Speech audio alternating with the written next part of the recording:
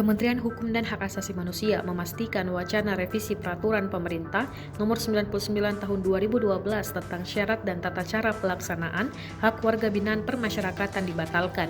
Wacana revisi ini terkait dengan usul Menkumham Yasona Lauli untuk membebaskan narapidana kasus korupsi dalam mencegah penularan COVID-19 di lembaga permasyarakatan.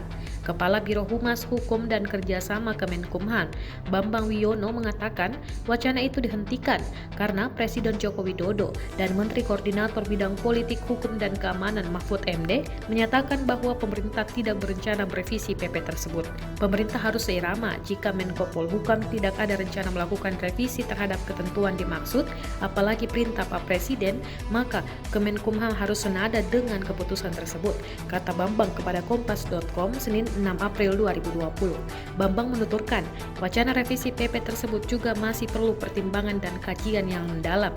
Diberitakan, Presiden Jokowi memastikan tak akan membebaskan narapidana koruptor sebagai upaya pencegahan penularan COVID-19 akibat kelebihan kapasitas lembaga permasyarakatan. Jokowi mengatakan, pemerintah hanya membebaskan narapidana umum yang telah memenuhi syarat. Pembebasan sekitar 30.000 narapidana dewasa dan anak-anak dari tahanan dalam rangka mencegah penyebaran virus corona atau penyakit COVID-19 tertuang dalam keputusan Menteri Hukum dan HAM.